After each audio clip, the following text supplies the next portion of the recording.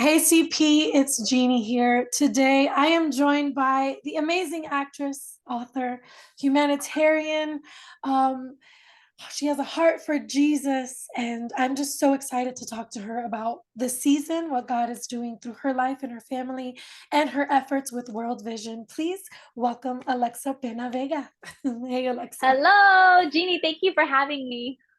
Oh, it's an honor. I love to talk to people who have a heart for Jesus and who are out here in the world actually doing something with that heart. I absolutely love it. So thank you Well, for thank you. Thank you. I'll take that encouragement. yes, please. The world needs the light, and I'm just grateful for the light bearers. Oh, So let's talk about one aspect of that you do. You are working with World Vision, yes. and you have partnered with them and their gift catalog that they do every holiday season, and you're giving back to people that are in need in the world. I'd love to hear about your efforts with World Vision. I love World Vision. Yes. So actually, I feel like I've been a part of the World Vision family for years. I have been donating with them for, I don't know, like 5 or 6 years. And then I had a friend who works with different charitable organizations, and he reached out to me and said, "Hey, World Vision is doing a gift catalog this year. Would you like to be a part of it?" And I was like, "Are you kidding me? I've been giving to them for years. I would love to be a part of it." And what was amazing is, so my family is from Bogota, Colombia, and they found these beautiful artisans who make these melon seed bracelets, and they're all in Colombia. So this right here is handmade and it's crafted in Colombia, and all of the proceeds are going to help build families up there and give them a foundation. And what I love about World Vision, like, one, it's a Christian organization, so they really have kingdom hearts and they're ready to serve in any way. But they want to help people to be self-sustaining. They don't want to just give handouts and say, good luck. It really goes back to teach a man how to fish. So Right. they find these families, they find these artisans, these jewelry makers or pottery makers, whatever it may be, and they really focus on their talents and how to build them up and how to and give them the tools to be self-sustaining so they can go beyond world vision and actually create a life for themselves and for their families. And it's such a beautiful concept. And that's why I'm excited to share it with people today, because Yeah. if they have an opportunity to give or help out in any way, it is only helping restore these families. Right. And what better to give to an organization that not only is helping currently, like presently, but helping them sustain. I love that. I mean, Yes, yes. that's like discipleship. That to me is, It, I'm a pastor's wife, I'm like, that's what are we're you really? supposed to Oh be my doing. gosh. Yeah. Okay, so yes, yes, it's true discipleship. And what I love, again, it's like, no, you don't have to be a Christian to receive it, but their Right. hearts behind who the givers are really goes back to that Jesus heart, that kingdom minded heart of just, we are going to go and we're going to help disciple people. We're going to go help teach them how to be, self-sustaining in this life, and give them the tools so that they know who they are, who God made them to be, Yeah. and really live out a life for themselves. Yeah, it's amazing. So, for those who do not know you as a Christian or a woman of God, we've seen you on Spy Kids, or we've seen you on TV and different things in movies. Tell us about your faith walk. Tell us about why Yeah. you're so bold. I know you wrote a book as well, and what is love, or what if love is the point, living for Jesus in a self-consumed world. So it's very you're about it. You're We're about this pretty out life. there about it. Yeah. You So know, yeah, tell so us a little bit about that. so my faith walk is kind of interesting. So I as a kid, my mom instilled a love for the Lord in our hearts. Then I would say anywhere between like 10 and 13 years old, we stopped going to church altogether. It wasn't, nobody left the faith. I think it was just my mom was going through different seasons in her life, and our version of faith was kind of use Sunday morning, check the box. There really was not a lot of depth to it. But what was nuts was, as a child, I knew there was more. Without knowing there was more, I craved the more. I would pray to God and I would try to read the word. The only Bible that I had was a King James version, and that, especially for a child, like I didn't know what the heck Right. it meant, but I knew these words meant so much more than the understanding that I could bring to them. So when I turned 16, I started driving myself to church, and I would drive my sisters to church with me. And Right. again, still, all I knew was the Sunday morning topical. I didn't know about small groups or Bible studies or anything like that. Um, then I had, I would say, not rebellious years, but I definitely had the years where I was not in the season that I should have been in. But God totally used that as a testimony, and I will take it. So I'm very, very thankful. I went through a marriage and a divorce, and for me, that it was all my rock bottom. And I had a friend who had invited me a couple times to his Bible study, but it finally hit me, and I'm like, yes, I want to go to Bible study. Yes, so I think at this point I'm 23 or 24 years old, and he invited me to his Bible study. And this time I said yes. And when I showed up, my now husband was sitting in the kitchen, and that's where we met. But that Bible study was truly, I would say, the beginning of my faith. Even though I had faith when I was younger, and even though I loved God and I wanted to go to church, I did not understand the depth of the relationship I could have with God and the walk Wow. that I could have in my faith until I got to my 20s and when I started deep diving. And of course, as you know, the more you deep dive, the more you realize you don't know. Right. So, Right. Right. early in your life, you're like, I know everything. I got all this. And then all of a sudden you get older, you're like, I know nothing. That's a good place to be because that's when God is able to have, to Oh speak into gosh, that. yes. Oh gosh, yes. And I mean, it's been years and so many different seasons. I mean, the season I'm in now is so different than what I was in last year. I have a 6-year old, a 4-year old, a 2-year old. Wow. We live a very chaotic life, and yet his peace goes beyond any understanding that I could explain. I mean, the level of peace that I have in my heart through these seasons doesn't make Right. sense other than like that is God sustaining me, sustaining us as a family. Um, with all these kids and the craziness, I found that it was so hard for a while to really retain learning more about scripture. And I would just ask God, I'm like, God, please, my brain just feels so fuzzy. Like every time I read a verse, I have to reread it like again and again and again. I'm like, why is this so hard to retain right now? And I just kept hearing like his grace just being like, it's okay. Like I'm Mm. here. I'm here anyway. Like you don't have to be memorizing verses right now. That Right. doesn't make you a bad Christian if you don't know that. He just kept saying it's okay. And that just gave me so much grace through that Mm. season. But now I feel like I've entered into a new one where I'm able to really absorb and retain so much. And I don't know how, because I don't feel like any of our circumstances have changed. I don't feel like I'm getting more sleep. Like none of Wow. that, other than like he's just opened up a really cool new season for me and for our family. And I'm getting the fruits of that. And I'm beyond thankful. I love that. It's important to talk about these things because I think especially for women, I have two toddlers, so one's my biological son and I have a foster daughter and they're just 3 months Oh, apart. So, amazing. Oh, so you're in the thick of it. You yeah, are so like I really in the thick of it. yes, preach girl. That's what I was saying.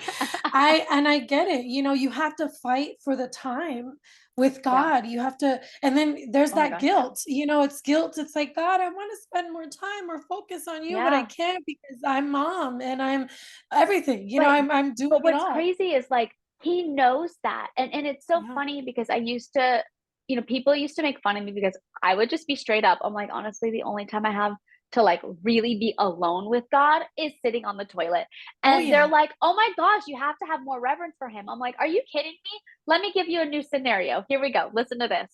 My child, when he is sitting on the toilet and he wants to talk to mommy and tell me about his day, do you really think I'm going to be like, no, you can tell me when you're off the toilet? No, I'm like, tell me, baby, tell me about your day. That's okay. Like, Of it fills course. my heart hearing everything that he has to say Absolutely. and him telling me, like, I love you, mommy, and like all these things. Just because of where he's sitting doesn't change the beauty of what's coming out of his mouth. And Absolutely. if we are like children to him, do we really think he's gonna be like, how dare you talk to me from a toilet? So, so I've come to the place where I talk to God everywhere. And my Everywhere. favorite is doing that in front of my children because it's really taught them how to have a relationship with God. So I am praying out loud all the time. If you're a neighbor, you probably think I'm crazy because it looks Right. like I'm just talking to myself 24/7. But it's great because I've just come to this place and this level of comfort where, it used to be kind of weird praying out loud or weird, I would say, just like praying by myself. And if my husband walked in the room and he caught me mid prayer, I'd be like, sorry, I'm praying. But I'm like, what am I apologizing for? Like, who cares? I'm just praying and talking to God. But now it's become so normal that our kids do it all the time. Our kids are just Oh, constantly talking to God, and it might be for really funny, interesting, silly things like his Game Boy. He was playing a game the other day. He's like, Jesus, please help me get past this level. But yeah. I love that they are developing that relationship in their faith because it changes your walk completely. Yeah, that's so beautiful. I tell people all the time, I'm like, there's an anointing in the bathroom. I don't know what it is about the bathroom, There but the Lord is. speaks to us in the Get bathroom, in whether there in the a hundred shower, on the percent. toilet. I listen, I I agree. know. The amount of shower time that I have just had, like God transforming our lives truly within a shower, and me getting out and just being like, Carlos, something just happened. And Oh, I mean, massive shifts. I mean, I don't think we'll have enough time to go into all of it, but truly it's amazing that you said that because it's very, very true. yeah, and you know what it is? It to your book title, honestly, to that point that you make in a consumed world, I think that that's why the bathroom is become like a sacred place because it's the Yeah. only place we're not with, and some people do take their phones to the toilet with them, Right, which right. I tell my members, I'm like, if you're trying to fight for time, you have to, Yep. fight to like there's sacred places don't bring Yep. your phone into, and in the bathroom, in the shower, you can't be on your Leave it. phone there usually. So God is able to kind of talk because Reach you. we can finally hear. Yeah. So I I also love totally, it because it's a very vulnerable place. If you mm, think about it, it's a very vulnerable place where we are so exposed, oh right? yeah. Like, you wouldn't want to be, I mean, in the shower is one thing, like with your spouse or whatever. Like, yeah, the shower with the spouse is wonderful. But, like, let's say just the toilet for argument's sake. You don't want anybody to be near you because Right. you're such an exposed, vulnerable space. And I think that is probably why God has done wonders in the bathroom is because you're at your most vulnerable. You are naked, you are completely at what he made you to be. Yeah. And that kind of exposing is just, it becomes revealing. You're able to just be like, all right, God, reveal my heart. Yeah. That's awesome. That's funny. Who I would have like thought? Who would have thought we'd be talking about bathrooms? But But you know what? Honestly, I think because we're in a time where people are fighting for time with God and they heck just yeah. don't know where to get it. And I think the guidance is important. So, you know what? If people are going to hear this interview and watch this interview, let them Yep. let them start thinking differently about their Yeah. bathroom time where they can A meet hundred Jesus. percent. I A love that. 100%. I love that you and your husband are outspoken about your faith. You're also in Hollywood together. Talk about that. I know you have a holiday film as well coming. So share with us about that. That's so fun. I love that. So we try to work together as much as possible. We've realized early on, and this is something I learned actually from my family growing up in the industry, is that our industry was not built for families to make it. They rip families apart constantly, constantly. Even people who've been together for years, you're like, oh my gosh, I'm shocked. What happened? And what happens is you leave for months at a time to go film a movie or a television show where your family goes further and further apart. The industry is truly not set up for marriage or for family.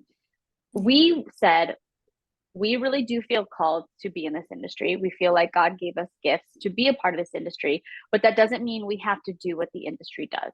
So we've really taken all the kingdom aspects that we have learned, and it's not easy because there are plenty of opportunities. Well, at least other people would call them opportunities. We knew they weren't for us, that we've had to pass on or skip out on because we knew, like, God, I really don't feel like you're in this, and I don't want to be a part of it if you're not in it.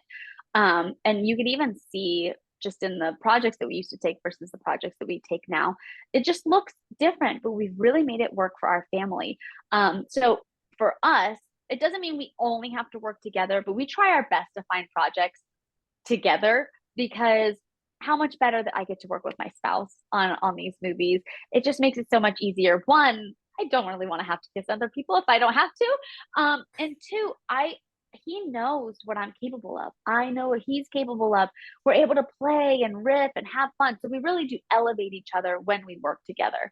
And then keeping our kids all in one place so that, it's not daddy away or mommy away. I feel like we've just found a really good rhythm. And again, that was all God to make things work for us in this industry. We recently had a film come out that we weren't allowed to talk about for a while because I know. of all of the strikes and everything, but now we can finally talk about it. It was called Never Too Late to Celebrate. It was all about a quinceañera, about this girl who missed out on her quinceañera. So at 30 years old, she had a double quince, and it was really, really Love that. sweet. And it's actually to date our favorite project that we've ever worked on together. Oh. It wasn't the easiest project, but it's been our favorite project because we're really happy with the outcome.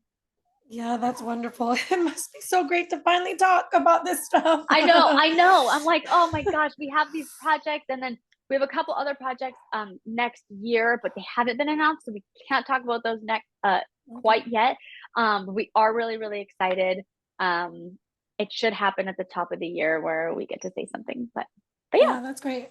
I just love that you guys are a united front like that. it is very unique for our, the yeah. industry that, Oh we're in yeah. media and Hollywood and all of that.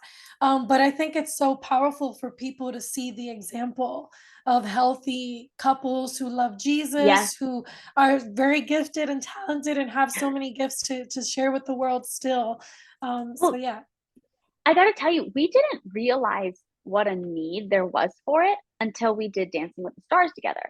So when we were doing Dancing with the Stars, there were a couple moments. I mean, it was first off, that's a very hard show. It was very, very difficult to do. Also creating really healthy boundaries with your dancing partners and Yeah. just like it's a lot. It's a lot to take in, right? But then what we realized was we were constantly fighting for our marriage because the judges were telling us like, hey, you guys are too about each other, you need to be more focused on your partners.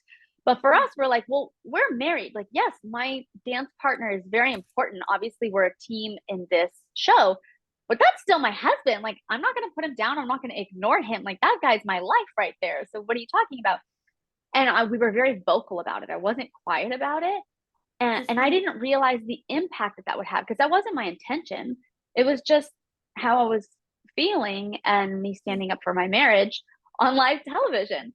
And when that happened, the amount of married couples writing in, and not just like 20 somethings that were newly married like us, I'm talking about people who had been married for 30, 40 years, writing Wow. in saying, thank you. You guys actually just reignited our marriage through this show. And we were because we our Wow. intent we that wasn't our intention. It was literally just God using that little moment, and it really struck a chord with people. And from that moment on, we were like, wow, there really aren't a lot of people or I guess in the entertainment industry, nobody shines a light on marriage. Marriage is a ball and chain. It's the thing every time it's about a movie where it's a married couple, it's like, oh man, we're married, we have kids, life sucks. Like it's never this, we're happily married and we're fighting through this life together. Yeah. And from that moment on, we're like, we need to show the world what a kingdom hearted marriage looks like. Like, what was God's design for marriage? And listen, we fall short all the time. We're human. We fight. I mean, not like fight, but we're just like, we get annoyed with each other. We have miscommunication where we just miss each other. And we're like, oh my gosh, like, how do we get past this? How do we grow? How do we move on? And that's just part of it. But God has been our foundation and our sustainer through all of it. That even through our lowest of lows, through our marriage, which, we talk about in our book, I always tell people in that particular season, had we not been married, we would have broken up. We never would have survived that. But he really, God really put an emphasis on our heart on marriage that I didn't have as a child that I have now, that it's like it is something that is holy and it is his.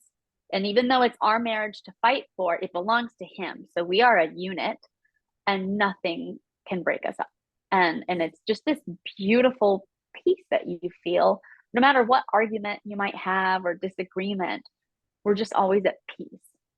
Mm, that's beautiful. And it goes to show you how starved the world is of 100%. examples, of godly examples Yes, of yes, yes, yes. marriage, of love, of people that are out here trying to, share light and hope. Yeah, But keep doing it because, as you saw, there is a need, and yeah. we just need examples, really. I agree. So, I agree. That's all we can do. We're humans too, but all we can do is our best to be if I could leave anybody with a nugget, it would be this.